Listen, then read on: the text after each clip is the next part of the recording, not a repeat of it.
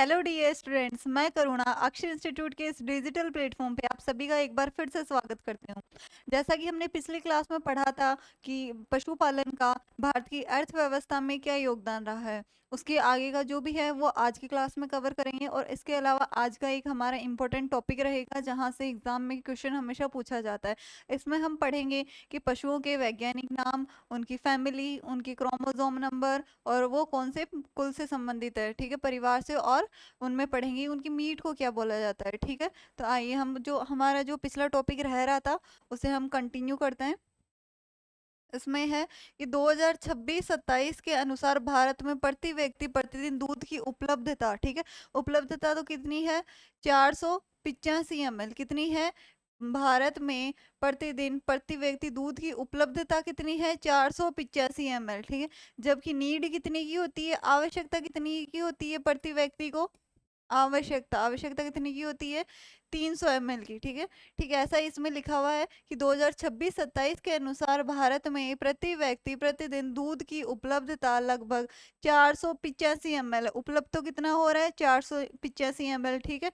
जबकि हमें आवश्यकता कितनी रहती है, 300 ml की, कितनी कितनी रहती है, 300 ml की, ठीक है।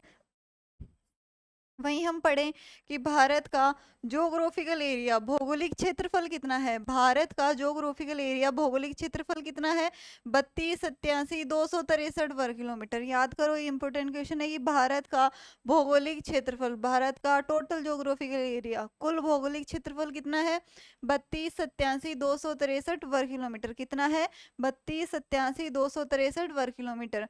इसी का ये जो भारत का कुल भौगोलिक क्षेत्रफल है, इसका लगभग 10.41% किस में आता है, राजस्थान में, किस में आता है, राजस्थान में, ठीक है। वो कितना है, 342,239 वर्ग किलोमीटर। राजस्थान का कुल भौगोलिक क्षेत्रफल 342,239 वर्ग किलोमीटर है, जो कि भारत के कितने एरिया में आता है, 10.41% एरिया में आता है, ठीक है।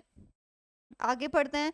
भौगोलिक क्षेत्रफल के हिसाब से राजस्थान भारत का सबसे बड़ा राज्य है। अगर हम भौगोलिक क्षेत्रफल के हिसाब से देखें तो भारत का ये जो भी एरिया है, 3287,263 वर्ग किलोमीटर का, इसका 10.41% राजस्थान कवर कर रहा है। तो इसका क्या मतलब है कि भारत का ज्योग्राफिकल एरिया जो है, भारत का भौगोलिक क्षेत्रफल जो है, उसका सबसे ज्यादा एरिया कौन कवर कर रहा है, राजस्थान। कितना, 10.41%, है ना। आगे पढ़ते हैं। भारत में सबसे ज्यादा पोल्ट्री फार्मिंग, ठीक है, पोल्ट्री पक्षी। अब आप बोलोगे मैम पोल्ट्री पक्षी क्या होता है, पोल्ट्री पक्षी जिसमें मुर्गी आती है, कुकुट आते हैं, ठीक है, तो इसमें क्या होता है, पोल्ट्री पक्षी। पोल्ट्री पक्षी भारत में सबसे ज्यादा कहाँ पाए जाते हैं, आंध्र प्रदेश में। कहाँ पाए जाते हैं, आंध्र प्रदेश में। जबकि हम राजस्थान की बात करें कि राजस्थान में सबसे ज्यादा पोल्ट्री पक्षी कहाँ पाए जाते हैं, तो वो पाए जाते हैं अजमेर में। कहाँ पाए जाते हैं, अजमेर में, ठीक है।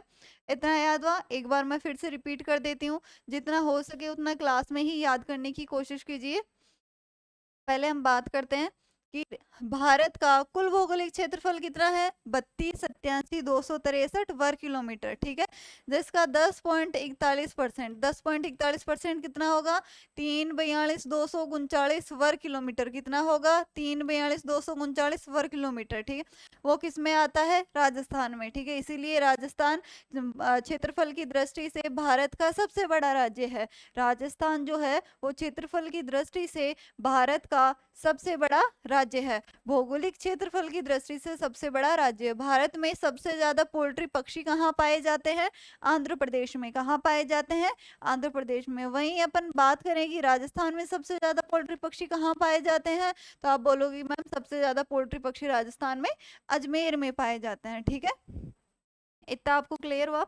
आगे हम पढ़ते हैं कि 20वीं पशुधन जनगणना के अनुसार, ठीक है, 20वीं पशुधन जनगणना कब हुई थी, 2019 में। कब हुई थी, 2019 में। 20वीं पशुधन जनगणना कब हुई थी, 2019 में, ठीक है। तो इसके अकॉर्डिंग सर्वाधिक पशु घनत्व वाला जिला, सबसे ज्यादा पशु घनत्व वाला जिला कौन सा है, डूंगरपुर। कौन सा है, डूंगरपुर। सबसे ज्यादा पशुधन घनत्व वाला जिला कौन सा है, डूंगरपुर। और वहीं हम बात करें कि सबसे कम पशुधन घनत्व वाला जिला कौन सा है, तो वो है जैसलमेर, ठीक है। सबसे ज्यादा पशुधन घनत्व वाला जिला डूंगरपुर, सबसे कम पशुधन घनत्व वाला जिला जैसलमेर, ठीक है। इतना याद हुआ। आगे चलते हैं। आगे है कि सबसे ज्यादा पशुधन वाला जिला, सबसे ज्यादा पशुधन वाला जिला तो कौन सा है? बाड़मेर। सबसे ज्यादा पशुधन वाला जिला बाड़मेर। और सबसे कम पशुधन आबादी वाला जिला कौन सा है? धौलपुर। कौन सा है? धौलपुर। सबसे ज्यादा पशुधन वाला जिला बाड़मेर और सबसे कम पशुधन आबादी वाला जिला कौन सा है? धौलपुर। ठीक है। वहीं अपन बात करेंगे राजस्थान का औसत पशुधन घनत्व। राजस्थान का औसत पशुधन घनत्व कितना है? 166 प्रति किलोमीटर स्क्वायर। ठीक है, 166 प्रति वर्ग किलोमीटर। इतना हुआ। आज यहाँ पे जो है अपना भारत की अर्थव्यवस्था में पशुपालन का क्या योगदान रहता है वो मैंने आपको दूसरी और तीसरी क्लास इनमें कंप्लीट कर दिया है। ठीक है।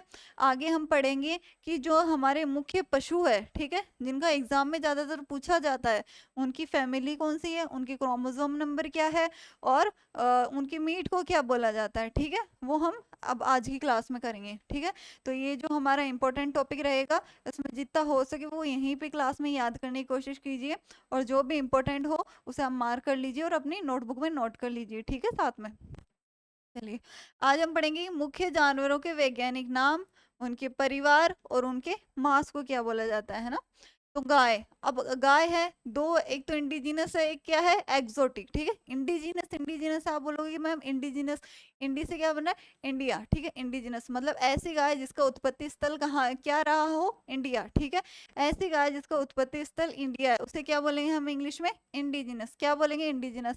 जैसे हमारे जो गाय है उसका उत्पत्ति स्थल हमारा देश है, ठीक है, तो उसे क्या बोलते हैं? हम देसी गाय बोलते हैं या स्वदेशी बोलते हैं, मतलब अपने ही देश की गाय बोलते हैं। ऐसे इंग्लिश में क्या बोलेंगे इसे? इंडिजिनस। ठीक है। वहीं वहीं हम बात करते हैं कि एक्सोटिक। ठीक है, एक्सोटिक किसे बोलते हैं? अब इंग्लिश मीडियम वाले तो बेस्ट समझ जाएंगे, लेकिन हिंदी मीडियम वालों को मुश्किल होती है कि एक्सोटिक। अब ये देखो, जैसे एग्जिट होता है, एग्जिट का मतलब क्या है? बाहर। तो इंडिया के बाहर की जो भी काऊ है, ऐसी गाय जिसका उत्पत्ति स्थान इंडिया से बाहर की दूसरी कोई भी कंट्री है, दूसरा कोई भी देश है, ठीक है, उसे क्या बोलेंगे हम? एक्सोटिक या फिर विदेशी, है ना। तो विदेशी। अब ये देखो, अपन देखते हैं इंडिजिनस काऊ जो इंडिया की है ना, उस इंडिजिनस काऊ का साइंटिफिक नेम क्या होगा? वैज्ञानिक नाम क्या होगा? बोस इंडिकस। क्या होगा? बोस इंडिकस। इंडिया की है तो क्या होगा? बोस इंडिकस, है ना। वहीं अपन एक्सोटिक गाय की बात करते हैं तो उसे एक्सोटिक या फिर विदेशी गाय की जो हम बात करते हैं, क्या नाम है उसका? बोस टार्सस। ठीक है, यही याद करो। जो हमारी देसी गाय है उसका क्या है? बोस इंडिकस। और जो विदेशी है उसे क्या बोलेंगे? बोस टार्सस। क्या बोलेंगे? बोस टार्सस। देसी को बोस इंडिकस, क्या बोलेंगे? बोस इंडिकस। और विदेशी को बोस टार्सस, है ना। वही हम गाय उसकी फैमिली की बात करें तो क्या बोलेंगे? फैमिली कौन सी है? बोविडी। कौन सी है? बोविडी। ठीक है। इधर देखो, गाय, गाय, भैंस, भेड़, बकरी, है ना, इन चारों की फैमिली कौन सी है? बोविडी। गाय, भैंस, भेड़, बकरी, इन चारों की फैमिली कौन सी है? बोविडी, है ना।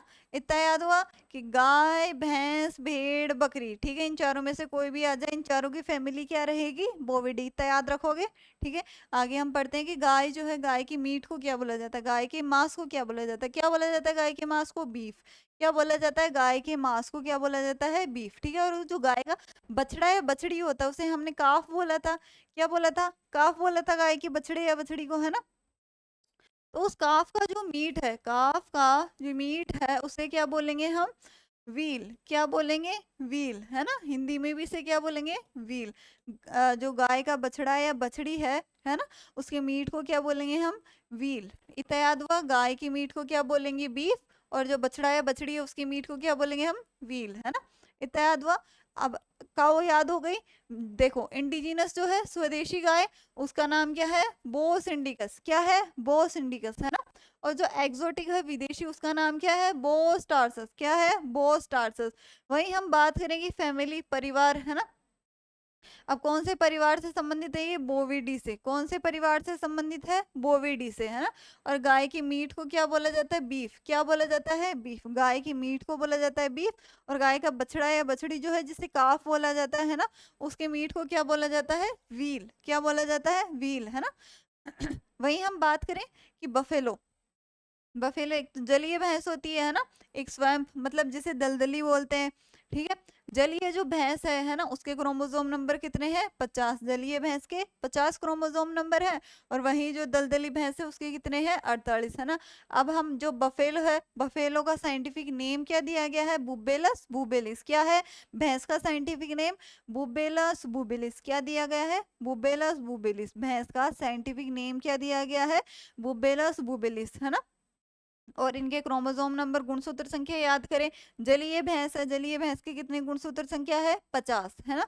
और वहीं हम दलदली की बात करें तो दलदली की कितने क्रोमोसोम नंबर है, कितनी गुणसूत्र संख्या है? उसके हैं 48, है ना।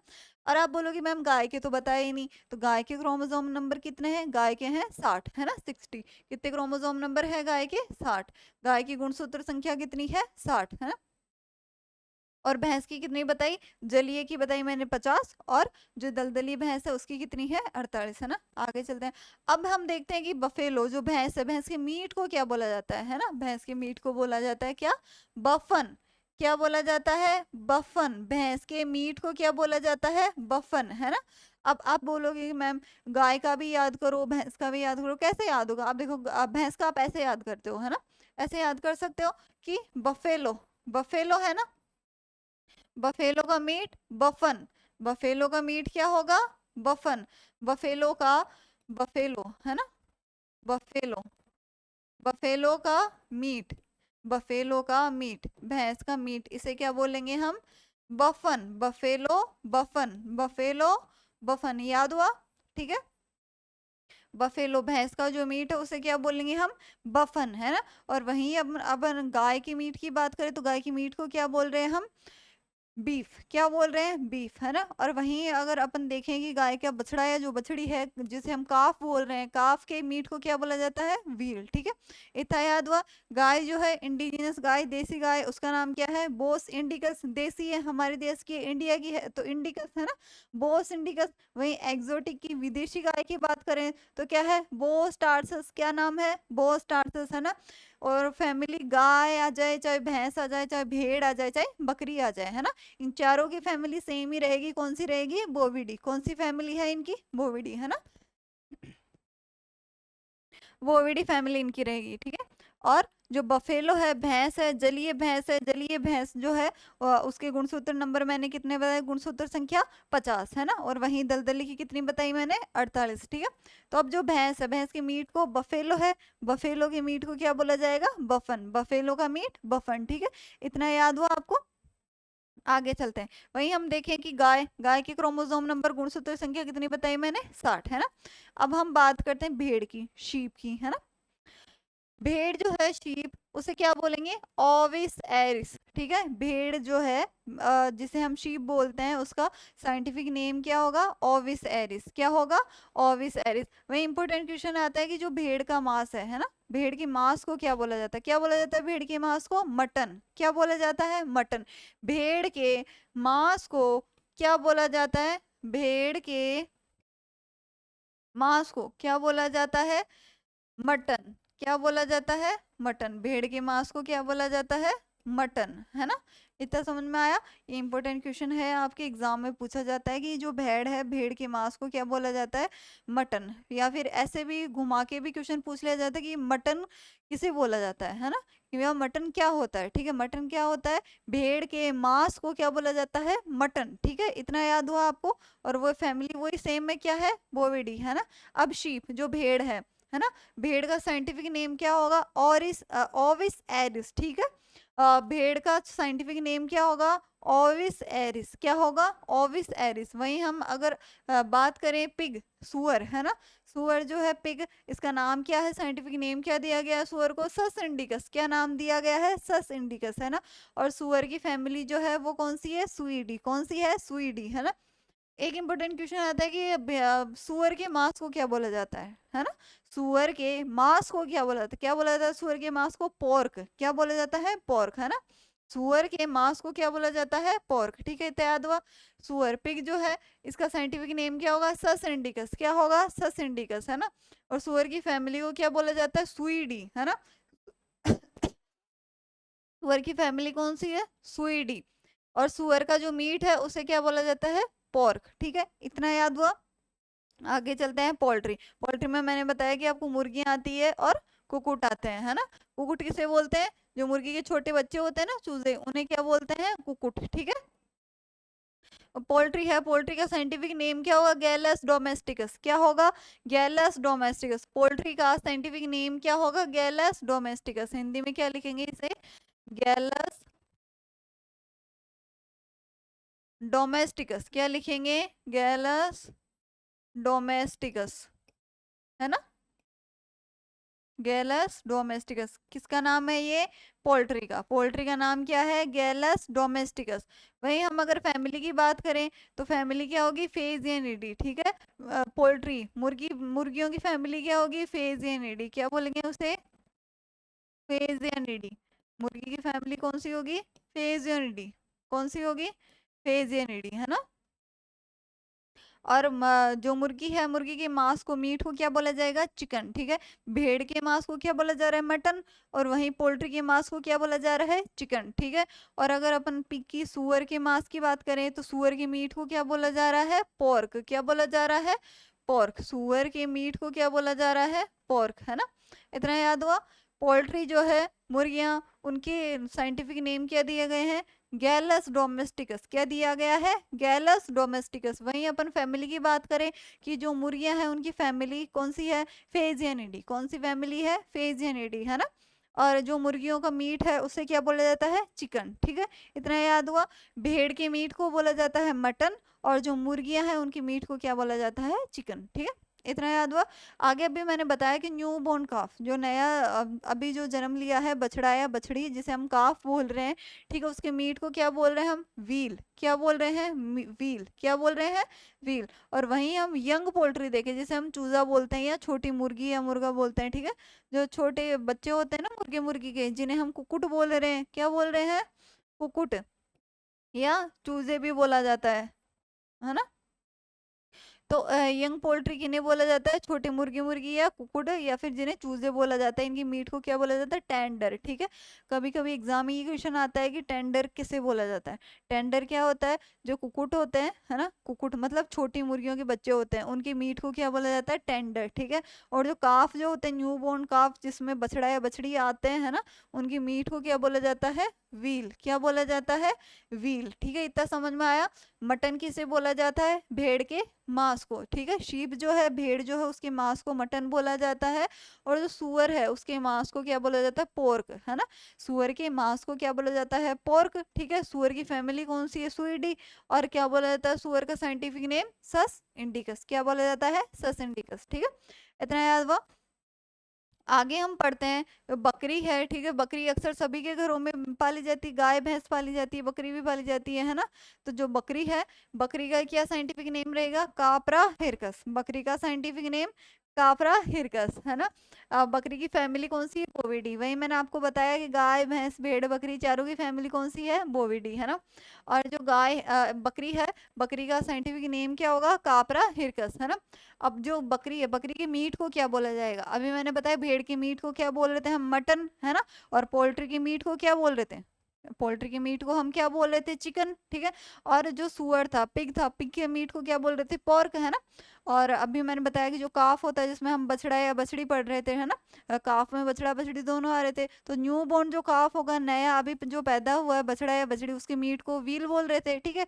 और टेंडर किसे बोल रहे थे? टेंडर हम उन्हें बोल रहे थे जो छोटे चूजे होते हैं ना, मुर्गियों के छोटे बच्चे, जिन्हें कुकुट बोला जाता है, ठीक है। तो कुकुट का जो मीट होता है उसे क्या बोला जाता है? टेंडर। क्या बोला जाता है? टेंडर। वहीं हम देखेंगे जो बकरी का मीट होता है, बकरी का मीट का उसे क्या बोला जाता है? चैवन या शेवन। क्या बोला जाता है? ये प्रोनाउंसिएशन का अलग अलग है। कोई चैवन बोलता है, कोई शीवन बोलता है, ठीक है। तो बकरी की मीट को क्या बोला जाता है? चैवन या शेवन। क्या बोला जाता है? चैवन या शेवन, ठीक है। इतना याद हुआ। वहीं हम देखें कि भारत में राजस्थान का अंडा उत्पादन में कौन सा स्थान है? ये आपके क्वेश्चन जेट में भी पूछा जाता है और सुपरवाइजर में भी पूछा जाता है, ठीक है। कि भारत में राजस्थान का अंडा उत्पादन में 14वां स्थान है। कौन सा स्थान है? 14वां स्थान है, ठीक है। आगे हम पढ़ेंगे कि पशु की आयु कैसे ज्ञात की जाती है ना।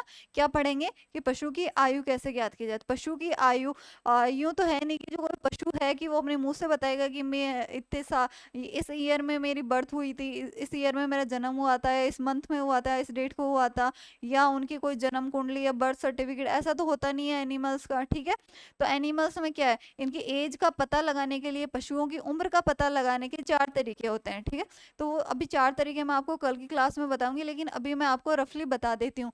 पहला तरीका कौन सा है, पशु की शारीरिक दशा देकर। क्या, पशु की शारीरिक दशा देकर। अब शारीरिक दशा में क्या देखेंगे, हम देखेंगे उसकी बॉडी की चमक। ठीक है, उसके शरीर की चमक देखेंगे और आंखों की चमक देखेंगे, है ना। तो क्या देंगे, शारीरिक दशा देखकर पशु की आयु का पता लगाया जाता है। और दूसरा क्या है, पशु के सींग देखकर, है ना, पशु के सींगों के द्वारा। हाँ, पशु के सींगों के द्वारा पशु की आयु का पता लगाया जा सकता है। ठीक है, और तीसरा क्या होता है, खुर द्वारा। ठीक है, जिन्हें होप्स बोला जाता है। क्या बोला जाता है, होप्स। पशु के खुरों को देखकर भी आयु का पता लगाया जा सकता है ना, खुरों के द्वारा। और चौथा मेथड जो सबसे ज्यादा इंपॉर्टेंट मेथड होता है वो क्या होता है, दांतों द्वारा। पशु के दांतों द्वारा पशु की आयु का पता लगाया जाता है ना। अब आप बोलोगे कि मैम दांतों द्वारा कैसे, देखो दांतों द्वारा पशु की आयु का पता वो ही इंसान लगा सकता है जिसे दांतों के बारे में पूरा नॉलेज हो। पशु के दांतों के बारे में जिस इंसान को पूरी पूरी जानकारी है, पूरा नॉलेज है, वो ही सटीक आयु का पता लगा सकता है पशु की।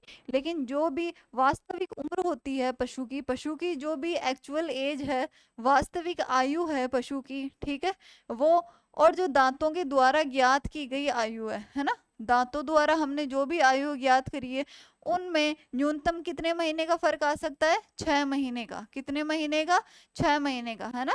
6 मंथ का डिफरेंस आ सकता है, कौन सी एज में, 6 महीने का अंतर आ सकता है, जो भी पशु की वास्तविक आयु है और जो आयु हमने इसके दांतों के द्वारा ज्ञात करी है ना, पशु के दांतों को देख के हमने जो आयु ज्ञात करी है और जो पशु की वास्तविक आयु है ना, उनके बीच में कम से कम कितने महीने का अंतर आ सकता है, 6 महीने का। ठीक है, और सबसे बेस्ट मेथड कौन सा होता है, दांतों के द्वारा। पशु की आयु ज्ञात करने का सबसे अच्छा तरीका कौन सा है, दांतों के द्वारा, है ना।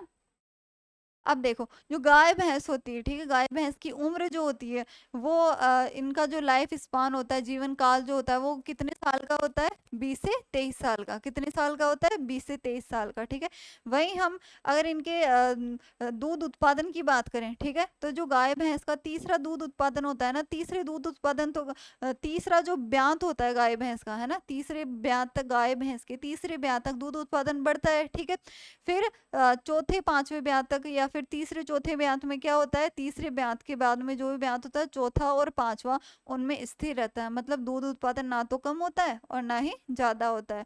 और जैसे ही पांचवा ब्यात जो होता है, पांचवें ब्यात के बाद में क्या होता है कि जो दूध उत्पादन है वो अपने आप घटने लग जाता है ना। मतलब हम क्या बात कर रहे हैं कि तीसरे ब्यात तक तो क्या है, पशु का दूध उत्पादन बढ़ेगा, है ना, और चौथे पांचवें ब्यात में क्या रहेगा, स्थिर रहेगा, और पांचवें ब्यात के बाद में क्या होगा, पशु का जो दूध उत्पादन है वो कम हो जाएगा। ठीक है, इतना जो मैंने आज आपको जो भी आज की क्लास में जो भी समझाया, इसकी हर एक लाइन इंपॉर्टेंट है, आप अच्छे से नोट कर लीजिएगा और अच्छे से याद कर लीजिएगा।